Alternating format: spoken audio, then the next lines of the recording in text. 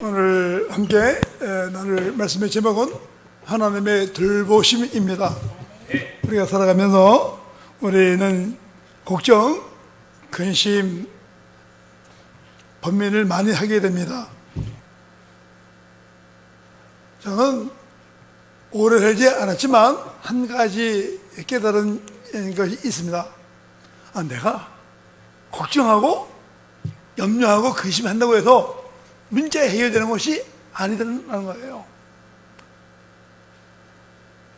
하나님을 섬기는 믿음의 사람들은 모든 염려를 하나님께 맡기시기 바랍니다. 아멘. 문제 해결은 내가 하는 게 아니라 하나님이 해 주십니다. 아멘. 우리 정말 복이 많은 자들이에요. 우리 하나님은 전능자로서 우리 보호자가 되어주시고 우리 인도자가 되어주시고 우리 필요한 것을 때에 따라 도우시고 공급해 주십니다. 아멘. 과거 이부 평양 과부 백선행 지사님에 관한 이야기입니다. 이 백선행 지사님은 비록 여성이며 과부였지만 평양의 기독 사학의 대부로 불리운 분입니다. 백선행 지사님은 어머니 밑에서 어렵게 성장하여 14살 어린 나이에 수원 사람 안재욱 씨와 결혼했지만 겨우 2년 만에 청산과부가 되었습니다.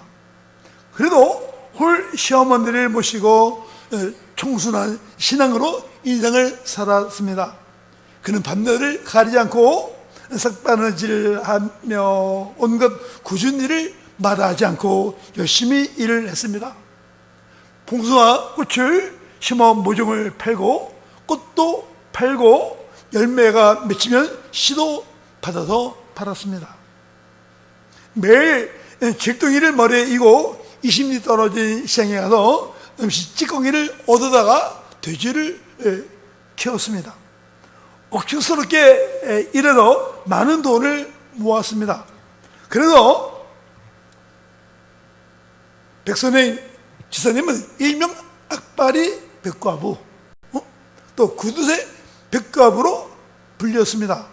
스스로 자기의 사문이라고 정한 삶의 원칙, 즉 먹기 싫은 것 먹고 입기 싫은 것 입고 하기 싫은 일을 하자는 원칙 그대로 억측스럽게 일을 해도 30세 즈음에 1년에 50석 치기 중노인이 되었고 40세 즈음에는 그 2배인 100석 치기 분홍이 되었던 것입니다.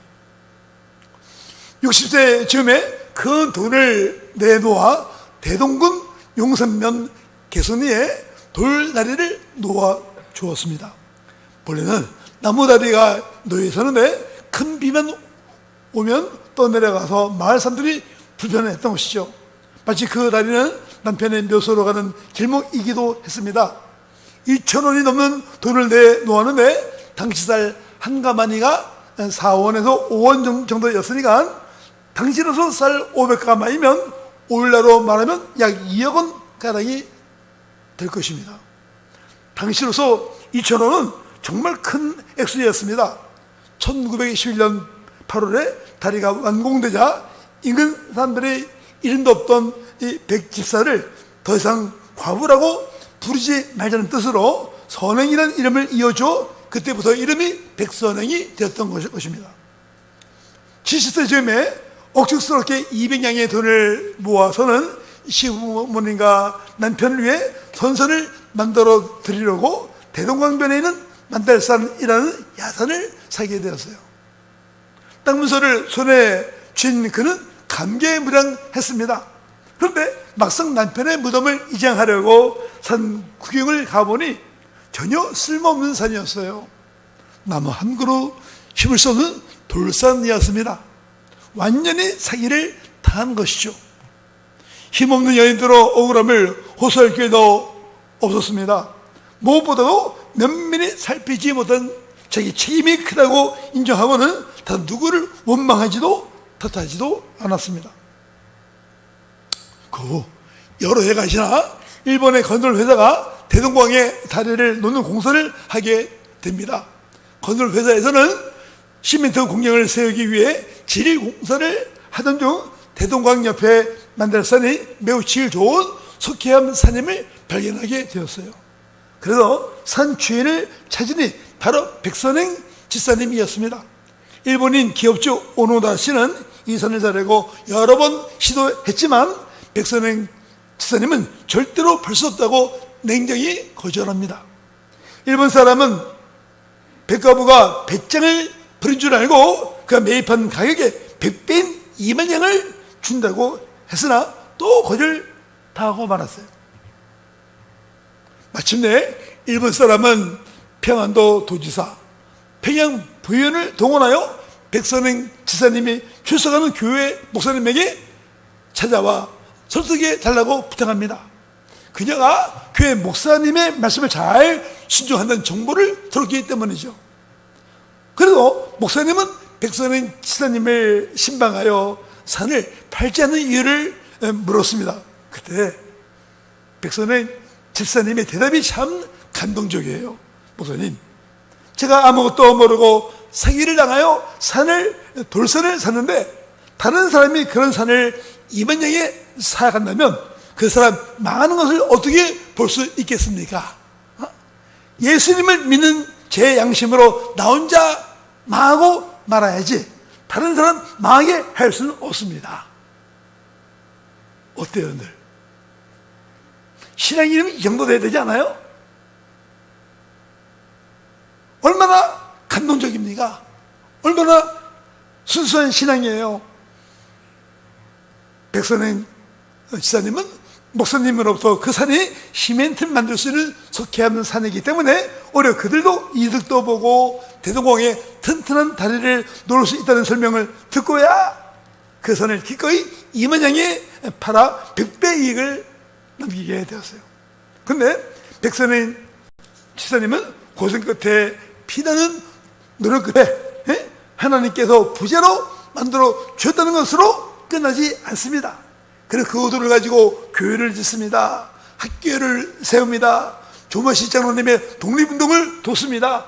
또 기독교 회관 건물과 평양신학교 재단 설립에 막대한 재산을 바치는 등 아낌없이 헌신했습니다. 83세 나이로 자택에서 별살 때 모든 재산을 사회에 헌납했고 돈이 필요한 사람들에게 나눠주기도 했습니다. 평양에 22개 단체가 참여하고 총독부조차 적극도와 우리나라 최초의 사회장으로 장례를 치렀다고 합니다. 사회장이지만 1만 명이 넘는 사람들이 조문하여 국장 못지않게 성대하게 장례식을 치렀다고 합니다. 성경 보면 하나님의 돌보심이 두 가지로 나타납니다. 하나는 단체적 돌보심입니다. 사사기를 보면 하나님께서 이스라엘 민족을 돌보심을 볼 수 있습니다. 또 하나는 개인적 돌보심입니다. 하나님의 백성 한 사람 한 사람을 섬세하게 돌보심이 있습니다. 하나님의 돌보심이라는 주제가 엘리야와 엘리사의 선지사역의 주의 특징이기도 합니다. 엘리야는 이스라엘 나라를 돌보시는 하나님의 은혜를 강조하는 반면에 엘리사는 이스라엘 백성 한 사람 한 사람을 돌보시는 자상하신 하나님의 사랑을 강조합니다. 오늘 본문의 주제를 보면 어떤 선지생도의 미망인을 놓고 남편은 신학 공부하던 가운데 갑자기 죽게 되었어요. 죽었습니다. 젊어서 혼자가 된 미망인은 아주 가난했어요. 설상가상으로 빚도 많았습니다.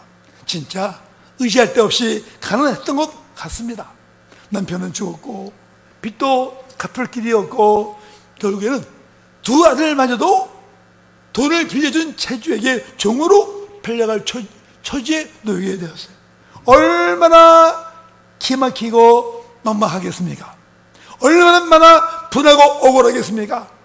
남편은 하나님의 부르심을 입어 순종하여 젊음 맞춰 하나님의 종이 되기 위해 일찍이 헌신했고 식구들도 가난을 물었으며 함께 수고했는데 남편은 빚도 못 보고 일찍 죽었고 빚 때문에 두 아들마저도 종으로 팔려갈 수밖에 없게 되었으니 정말 처지가 암담합니다.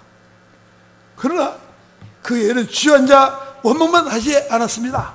스승인 엘리사 선지자를 찾아가 자초지종을 말하며 도움을 요청합니다. 하나님이 막은 인생길을 엘리사 선지자가 어떻게 풀어줄 수 있을까라고 생각할 수도 있겠지만 엘리사를 붙들어 자신의 문제를 해결하려고 했던 것이죠.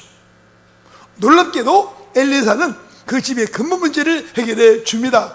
그 여인이 오기를 기다리고 있었던 것처럼, 그 여인의 문제를 푸는 열쇠를 들고 기다리고 있었던 것처럼 문제를 즉각적으로 해결해 줍니다. 하나님 우리를 섬세하게 돌봐주십니다. 우리 사정을 해결해 주시려고 능력과 은총을 아낌없이 베풀어 주십니다. 시편 42편 1절에 보면 하나님 우리의 피난처시요 힘이시니 환난 중에 만날 큰 도움이시라.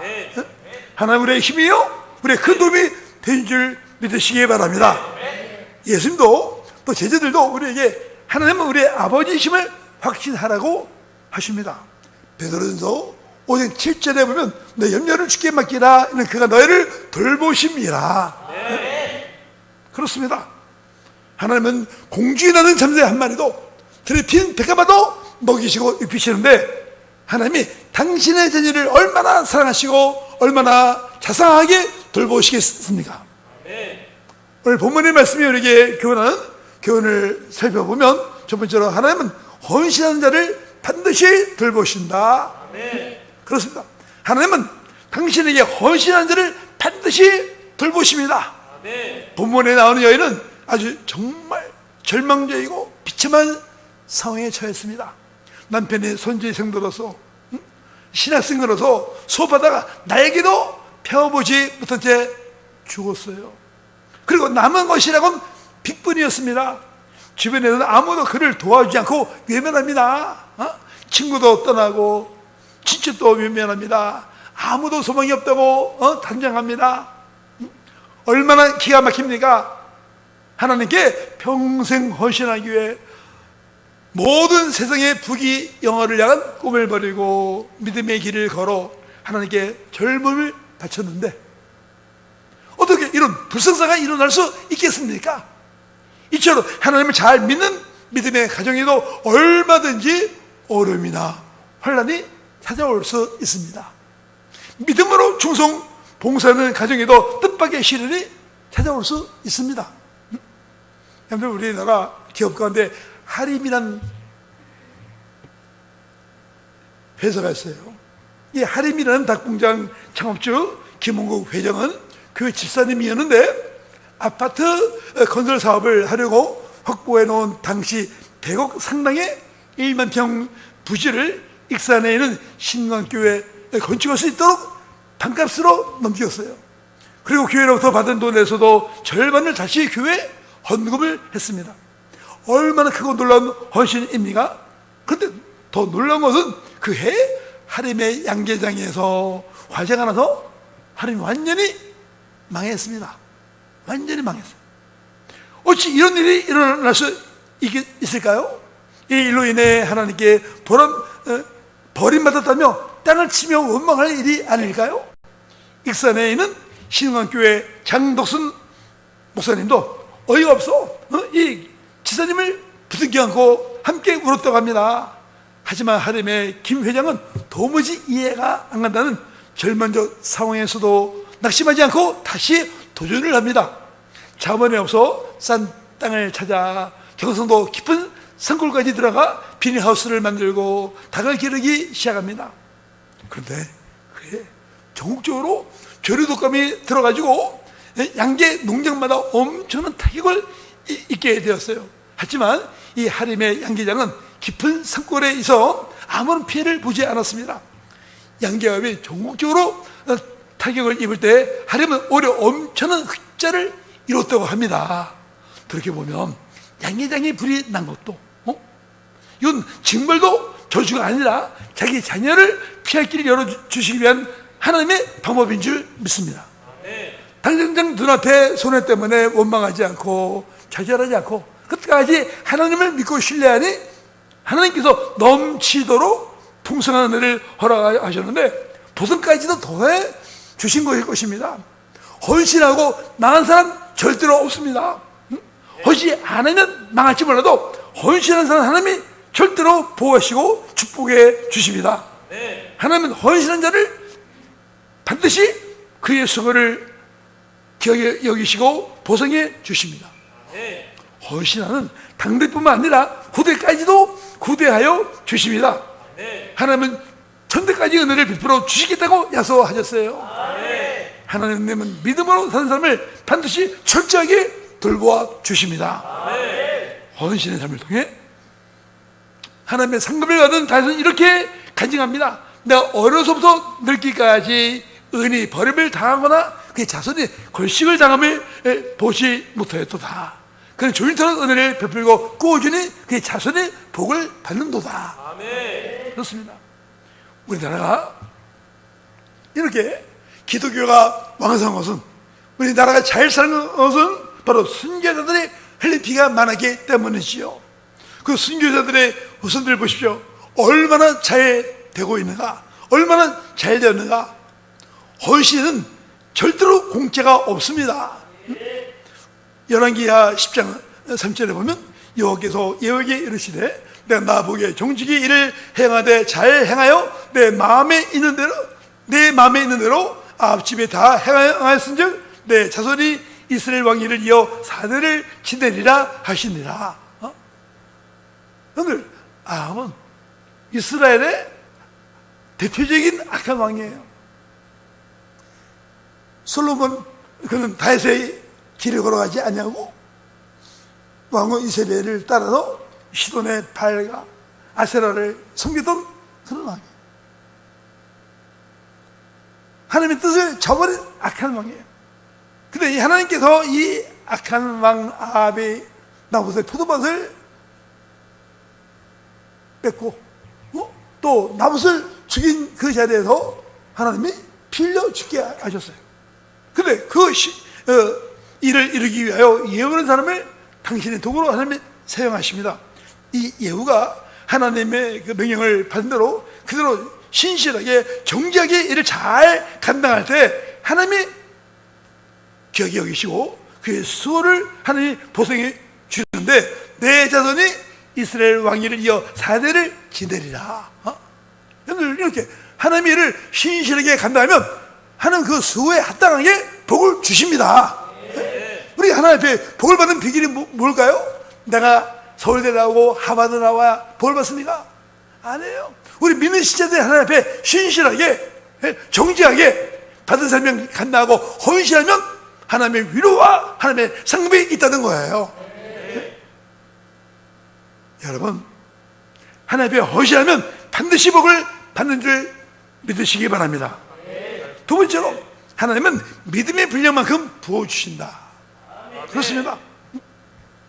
여러분, 하나님은 믿음의 삶을 사랑하시고 믿음 있는 사람에게 관심을 가지십니다.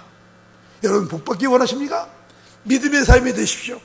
하나님은 믿음의 삶을 절대로 소홀하게 대하지 않으십니다. 하나님은 엘리사를 찾아온 선지생도의 안내를 통해 주복받는 원리를 가르쳐 주시는데 그 원리를 보면 첫 번째로 지금 가지고 있는 것을 활용하라. 그렇습니다. 엘리사는 그 여인에게 내게 있는 것이 무엇이냐고 묻습니다. 지금 남편은 죽었습니다. 두 아들은 종으로 끌려갈 처지에 놓여 있는데 남은 것이 무엇이 있겠습니까? 그녀는 원망하지 않고 순순히 대답합니다. 객종의 집에 기름 한 그릇 외에는 아무것도 없습니다. 엘리사는 그에게 이르되 넌 밖에 나가서 모든 이웃에게 그릇을 빌리라. 빈 그릇을 빌리되 조금 빌리지 말고 넌 내 두 아들과 함께 들어가서 물 닦고 그 모든 그릇에 기름을 부어서 찬 대로 옮겨 놓으라. 엘리사가 시킨 대로 다 한 것입니다. 한 집에 마지막 남은 기름 한 그릇이 무슨 의미가 있겠습니까? 그런데 놀랍게도 하나님은 그 기름 한 그릇으로 큰 이적을 행하십니다.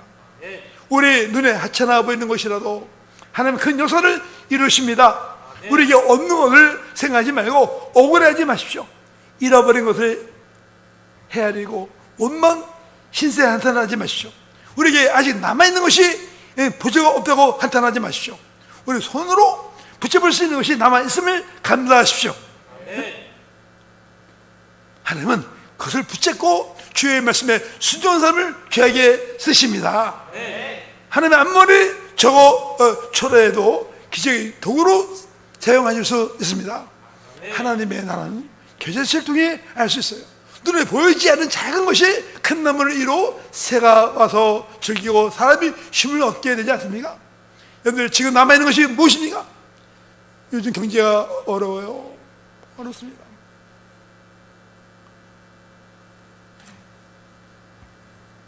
이렇게 불안 가운데 되는 일이 별로 없습니다.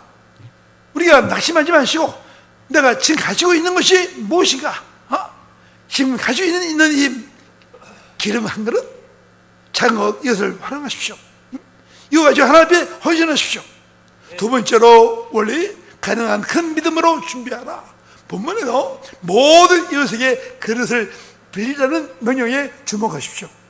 여인은 미처 깨닫지 못했지만 하나님은 이 집에 있는 모든 그릇을 모두 채우고도 남는 넘칠 축복을 주실 작정으로 이웃에게 그릇을 많이 빌려오라고 엘리사를 통해 명령하셨습니다.